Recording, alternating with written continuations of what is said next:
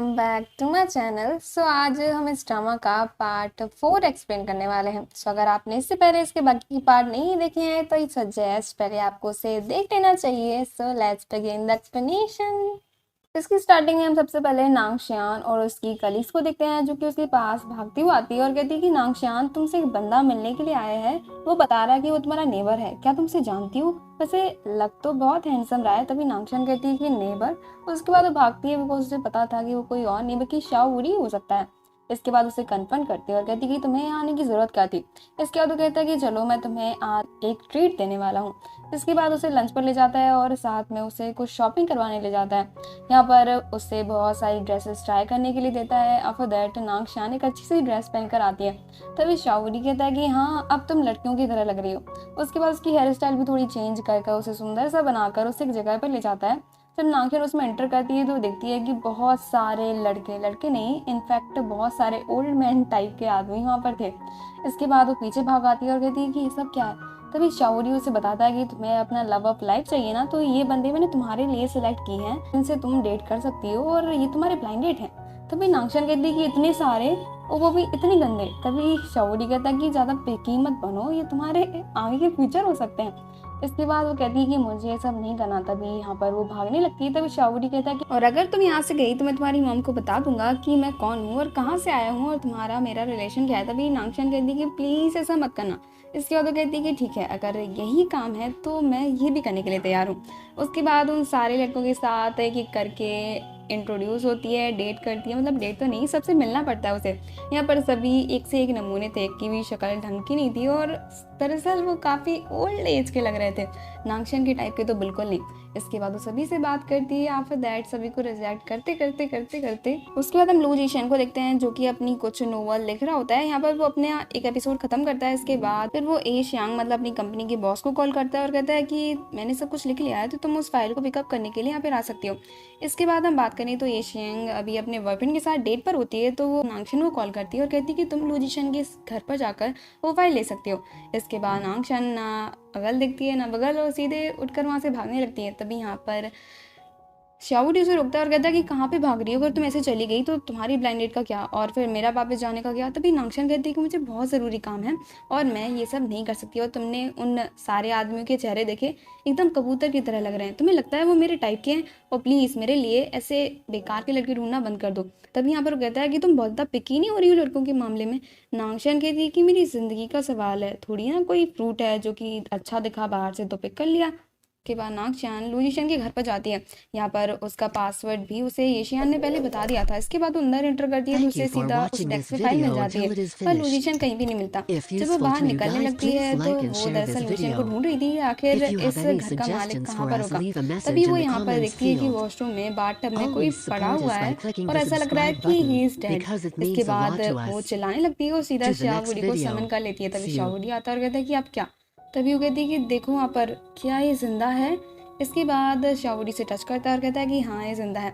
इसके बाद नांगशियान कहती है कि प्लीज़ इसकी हेल्प करो ना। इसके बाद वो उसे उठाकर बेड पे लेटा देता है और कहता है कि ठीक है, अब ये शायद ठीक है। इसके बाद यहाँ पर लू जीशन को होश आता है और कहता है कि तुम कौन हो नांगशियान, और ये कौन है तुम्हारे साथ? अभी नांगशियान कहती है कि दरअसल मेरा नेबर है, मुझे यहाँ पर लेकर आया था। तभी वो कहता है कि ठीक है। इसके बाद नांगशियान शाओ वुडी की तरफ देखती है। तभी वो कहता है कि एक मिनट, मैं सर्वेंट हूँ क्या तुम्हारा? तभी वो कहती है कि प्लीज़, दरअसल मेरे तो लू जीशन के सामने हाथ पैर काम करना बंद कर जाते हैं। यहाँ पर वो बड़ी अवियर तरीके से बिहेव कर रही थी बिकॉज वो लू जीशन के सामने कुछ बोल कहाँ पाती है। उसके बाद दोनों एक साथ घर वापस आते हैं। यहाँ पर नांगशियान की मॉम उन दोनों को खिड़की से देख लेती हैं और छुप जाती हैं और उन्हें लगता है कि शायद ये दोनों डेट कर रहे हैं। वैसे कर रहे हैं तो बहुत अच्छी बात है बिकॉज मेरी बेटी पहली बार किसी ऐसे लड़के के साथ इन्वॉल्व हुई है जो कि काफ़ी हैंडसम है। यहाँ पर शाओ वुडी नांगशियान से कहता है कि मुझे पता है कि तुम्हें कौन पसंद है, तुम्हें अपने बॉस पर क्रश है ना। तभी नांगशियान कहती है कि ऐसा क्यों बोल रहे हो? तभी वो कहता है कि तुम्हारे चेहरे से साफ पता चल रहा है। तभी वो कहता है कि अगर तुम्हें वो इतना पसंद है तो हम उसे पटा सकते हैं, दरअसल मुझे लगता है कि वो तुम्हारे लिए सही भी रहेगा, है ना। उसके बाद तुम्हारा प्यार मिल जाएगा, मैं अपने दुनिया में वापस। तभी नांगशियान कहती है कि ज़्यादा बकवास मत करो, मुझे तो लगता है वो मुझे कभी पसंद नहीं करेंगे। इसके बाद वो कहता है कि ठीक है, तो मुझे लू जीशन की सारी बुक्स चाहिए। तो इसके बाद नांगशियान पहले तो मना करती है, लेकिन फिर मना भी नहीं कर सकती पूरी तरीके से। आफ्टर दैट वो कुछ बुक्स लेकर शाओ वुडी के घर में जाती है। यहाँ पर हमें पता चलता है कि नांगशियान को उन बुक्स से बहुत ही ज़्यादा प्यार है। यहाँ पर वो उन बुक्स के ऊपर पानी की बूंद तक नहीं गिरने देती और जब शाओरी उन्हें पलटने के लिए होता है, तभी वो कहती है कि आराम से पलटो ना, अगर एक हाथ फट गया ना तो बस सब कुछ खत्म। तभी वो कहता है कि ये बुक इतनी प्रीशियस है। तभी वो कहती है कि हाँ, मेरी जान से ज़्यादा। नांगशन घर पे जाती है तो उसकी मॉम कहती है कि तुम दोनों आज डेट पर गए थे क्या? तभी वो कहती है कि नहीं मॉम, वो दरअसल मुझे बस एक ट्रीट दे रहा था। तभी उसकी मॉम कहती है कि ये ड्रेस तुम्हें बहुत अच्छी लग रही थी। तभी नांगशन कहती है कि नहीं मॉम, ये मेरे टाइप की नहीं है और बहुत महंगी है, मैं कल जाकर इसे वापस लौटा दूंगी, मतलब उस मॉल में, और उसके पैसे उसे वापस कर दूंगी, मुझे इसकी ज़रूरत नहीं है। तभी उसकी मॉम कहती है कि अच्छा, तो इन दोनों में ऐसा कुछ भी नहीं है। यहाँ पर शाओरी रात भर उन सारी नोवेल्स को पढ़ता है और सुबह एक बड़ा सा चार्ट तैयार कर लेता है। आफ्टर दैट वो नांगशन को बताता है कि आखिर लू जीशन की आइडियल टाइप लड़की कौन है। तभी वो सारी चीज़ें कोरिलेट करता है और कहता है कि तुम्हें पता है कि इस बंदे ने पूरी नोवेल सिर्फ एक लड़की के ऊपर लिखी है और उसका नाम है शू यू। तो ये अनफॉर्चुनेटली उसकी आइडियल टाइप को दर्शाती है। उसकी आइडियल टाइप दरअसल काफ़ी लंबी होनी चाहिए, उसका हाई आईक्यू होना चाहिए, काफ़ी सुंदर होनी चाहिए और काफ़ी डिसिप्लिन और वेल मेंटेन, मतलब अपना दिमाग अच्छे से यूज़ कर सके। और तुम्हें पता है कि सबसे अच्छी चीज़ इसमें क्या है? तभी नांगशन कहती है क्या है? कि उसे बताता है कि वो Thank तुम you कभी for नहीं हो सकती, watching this बिकॉज तुमने video अपनी until हाइट it is देखी है, finished. अपनी शक्ल देखी है, अपनी If पर्सनैलिटी useful देखी to you है, guys, please ज़रा like भी and मैच share नहीं this होता। तभी video. नांगशन कहती है कि If you have any ओह, तो suggestions for मतलब us, मैं leave a उनकी message ideal in the type बन ही नहीं comments सकती। field. यहाँ पर शाओरी Always कहता है कि support us by clicking the unfortunately no. subscribe button इसके बाद जब because it means a नांगशन वहाँ से lot to चली us. जाती है तभी To नांगशन the की next मॉम शाओरी के video. लिए खाना लेकर See आती you. हैं। यहाँ पर शाओरी उस खाने को एंजॉय करने लगता है। तभी उसकी मॉम कहती है कि तुम और नांगशन कितने क्लोज हो? तभी वो कहता है कि ज़्यादा नहीं, बस मुझसे हमेशा लड़ती रहती है। तभी उसकी मॉम को लगता है कि शायद ऐसा कुछ भी नहीं है, नांगशन ने इससे पहले कभी किसी को भी किराए पर नहीं दिया। तभी उसे रियलिटी बताती हैं कि नांगशन उनकी बायोलॉजिकल डॉटर नहीं है। यहाँ पर हमें और एक स्टोरी पता चलती है कि नांगशन अपने डैड के साथ इसी घर में रहा करती थी और सामने वाले घर में नांगशन की प्रेजेंट मॉम और उनका एक छोटा बेटा वहाँ पर रहा करता था। दोनों फैमिलीज के बीच रिलेशन बहुत अच्छे होने लगे। नांगशन के डैड और उसकी मॉम के बीच में काफ़ी अच्छा रिलेशनशिप बन गया।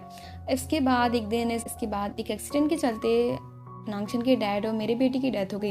इसके बाद नांगशन को मैंने अपनी बेटी की तरह पाला और मैंने उसे हमेशा उतना प्यार दिया कि उसे कभी भी अपनी डैड की कमी महसूस ना हो। यहाँ पर वो शाओरी से कहती हैं कि तुम्हें देखकर मुझे हमेशा अपनी सन की याद आती है, बिकॉज मैं जितना भी बुरा खाना बनाऊँ हमेशा खा लेता था, लाइक यू। तभी यहाँ पर शाओरी कहता है कि वो आई सी।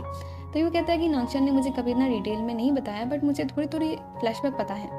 शाओरी को लगता है कि अगर नांगशन किसी को पसंद नहीं करती है तो क्या पता मुझे ही पसंद करती है। उसके बाद उससे पूछता है, तभी नांगशन कहती है कि मैं तुम्हें कभी पसंद नहीं कर सकती। इसके बाद जब उसके पास रात में जाकर देखता है तो नांगशन उसके ही सपने देख रही थी, उसका नाम सपने में ले रही थी। तभी शाओरी कहता है कि झूठी कहीं कि मुझे पता है कि तुम मुझे ही पसंद करती हो। इसके बाद हमें नांगशन का असली सपना सुनाया जाता है और वो तो ये सोच रही थी कि शाओरी अपनी बेकार सी मनी लेकर इस दुनिया से गायब क्यों नहीं हो जाता। ये सब बेचारे शाओरी ने नहीं सुना था। अब दैट उसकी फ्रेंड से ही पूछता है कि आखिर नांगशन का आइडियल टाइप कौन है। तभी उसे एक बड़ा सा अजीब सा सजेशन देती है और कहती है कि नांगशन अटैच हो जाती है, जो कि उससे इमोशनली अटैच कर पाता है। इसके बाद बंदा अपने घर पर जाकर बहुत सारी पुरानी चीज़ें याद करने लगता है, मतलब वो अपनी पुरानी चीज़ों को याद करने लगता है जहाँ से वो आया है। इसके बाद नांगशन के कंधे पर बैठ कर रोने लगता है। तभी नांगशन उसे कंसोल करती है और उसे लगता है कि फाइनली मैं इससे इमोशनली अटैच हो गया। पर नांगशन तो इस बात से परेशान थी बिकॉज अभी अभी जो है वो बहुत ही शॉकिंग था। लू जीशन ने अपनी नोवेल की फीमेल लीड को ही मार दिया होता है और उसमें जो सोयू है वो मर चुकी है। यहाँ पर नांगशन इससे बड़ी शौक थी और कहती है कि उसने इतनी सारी नोवेल में सिर्फ उसके ऊपर इतनी सारी नोवेल लिख दी जो कि मुझे बहुत पसंद थी, पर उसने सोयू को मार दिया। और इसकी वजह से बहुत ही बड़ी कंट्रोवर्सी लू जीशन के ऊपर चल रही होती है कि आखिर उसने हमारी फीमेल लीड को मार क्यों दिया। जब एशियांग को ही पता चलता है तो सब कुछ बहुत ही ज़्यादा परेशान हो जाते हैं। कंपनी में बवाल मच जाता है बिकॉज कंपनी के बाहर हेटर्स की लाइन लगी हुई थी कि आखिर लू जीशन ने ऐसा क्यों किया और नोवेल की फीमेल लीड को ही क्यों मार दिया। यहाँ पर लू जीशन इस बात के लिए फ्रस्ट्रेटेड था बिकॉज ये शियांग को पसंद करता है, पर उसका ऑलरेडी एक बॉयफ्रेंड है और उसके साथ हमेशा बिजी रहती है और लू जीशन को भी टाइम नहीं दे पाती। इसीलिए उसने फ्रस्ट्रेटेड होकर जो कि उसकी आइडियल टाइप है सोयू, Thank उसे ही you मार for दिया watching बिकॉज this ये video शियांग उसकी until it जिंदगी is में आने वाली finished. नहीं है, तो If उसकी useful novel to you character guys, को ही मार please देते like हैं। and share यहाँ this पर वो इस video. बारे में उससे पूछती है तो If वो you कोई have भी any जवाब नहीं देता। इसके suggestions बाद for us, नांगशन leave a उसे मिलने message के in लिए the आती है, उसे comments पास field. मिलती है। यहाँ पर उसके Always हेटर्स ने उसे support us कुछ by बड़ा clicking ही the डेंजरस सा subscribe कुछ button भेजा हुआ था। because it तभी means a नांगशन उससे lot कहती to है कि us. आपको इसके बारे में पुलिस को To the रिपोर्ट करनी next चाहिए। video. यहाँ पर See लू you. जीशन मना करता है और कहता है कि मैं इन चीज़ों को माइंड नहीं करता। तभी यहाँ पे नांगशन कहती है कि आपको करना चाहिए, तो वो कहता है कि नहीं करना। तभी नांगशन उससे लड़ाई करने लगती है और कहती है कि तुम समझते क्या हो, तुम्हें क्या लगता है तुम बहुत स्मार्ट हो, लेकिन तुम्हें इसके बारे में रिपोर्ट करनी चाहिए। तभी वो कहता है कि तुम समझते क्या हो, क्या तुम चाहती हो कि तुम इस कंपनी के परमानेंट वर्कर बन जाओ? वो कभी नहीं हो सकता, तुम्हें फायर करना ही पड़ेगा। तभी यहाँ पे नांगशन कहती है कि ठीक है, अगर मैं उस बंदे को पकड़ लूँ जिसने भेजा है तो क्या मैं यहाँ पे रेगुलर हो सकती हूँ? तभी वो कहता है कि हाँ बिल्कुल। इसके बाद ये दोनों में डील हो जाती है। तभी नांगशन पहले तो सहम जाती है और कहती है कि मैंने ये सब क्या किया अभी, लेकिन अब उसने चैलेंज लिया है तो पूरा तो करना ही पड़ेगा। इसके बाद वो शाओरी के साथ बैठ जाती है उस कल्प्रिट को ढूंढने के लिए जो कि ये सब गंदी हरकतें कर रहा है। इसके बाद रात में एक बंदा आता है जो कि कांच पर कुछ लाल लाल सा फेंका चला जाता है, जो कि एटलीस्ट ब्लड को रिप्रेजेंट कर रहा था। इसके बाद शाओरी उसका पीछा करता है। नांगशन तो पहले ही गिर जाती है। शाओरी उसका पीछा करता है और काफ़ी देर तक करता है। तभी नांगशन उसे ढूंढते हुए नीचे आती है तो देखती है कि शाओरी दरअसल जख्मी हालत में लेटा हुआ है और ऐसा लग रहा था जैसे उसे किसी ने गोली बोली या फिर किसी चाकू से मारा है। इसके बाद नांगशन इमोशनल होकर रोने लगती है और कहती है कि आई एम सॉरी, मेरी वजह से तुम मर गए, आई एम रियली सॉरी। लेकिन इतने में ही शाओरी से सरप्राइज करता है और कहता है कि मैं तो मजाक कर रहा था। तभी नांगशन गुस्सा हो जाती है और कहती है कि इतना गंदा मजाक आज के बाद कभी मत करना। इसके बाद शाओरी उसे मनाने में लग जाता है और नांगशन उससे गुस्सा हो रही थी। इसके बाद हमें येशांग को दिखाया जाता है जो कि लू जीशन और नांगशन दोनों को ही डांट लगाती है, बिकॉज इन दोनों के कम दिमाग की वजह से आज क्या क्या हो सकता था। ये भी हो सकता था कि वो कल्प्रिट नांगशन को हार्म कर दे और साथ में शाओरी को भी। तभी वो दोनों ही येशांग को सॉरी बोलते हैं। येशांग लू जीशन को काफ़ी डांटती है और कहती है कि तुम्हें दिमाग भी तो होना चाहिए। यहाँ पर ये दोनों फिर से लड़ने लगते हैं। तभी वो कहती है कि नांगशन तुम्हें शाओरी से माफ़ी मांगनी चाहिए, बिकॉज तुम्हारी वजह से उसे चोट लग सकती थी। इसके बाद नांगशन और शाओरी एक साथ जाने लगते हैं। वैसे शाओरी ने उस कल्प्रिट को भी पकड़ लिया होता है। यहाँ पर ये शियांग उस कल्प्रिट से पूछती है कि आखिर तुम्हारा इंटेंशन क्या था। तभी वो कहता है कि दरअसल शुयू को इस बंदे ने नोवेल में मार दिया, इसलिए मैं गुस्सा था। तभी वो कहती है कि तुम्हें उस बंदे की रिस्पेक्ट करनी चाहिए जिसने कि वो नोवेल लिखी है और ये उसका डिसीजन है कि कब उसे नोवेल में क्या ट्विस्ट लाना है। नांगशन और शाओरी को देखते हैं जिनमें फाइनली झगड़ा खत्म हो गया होता है, बिकॉज गलती तो दोनों ही की थी लेकिन मजाक काफ़ी सीरियस था। तो इसी के साथ हमारा ये पार्ट ये पे ख़त्म हो जाता है। सुनते हैं नेक्स्ट पार्ट के साथ। Thank you so much guys for watching.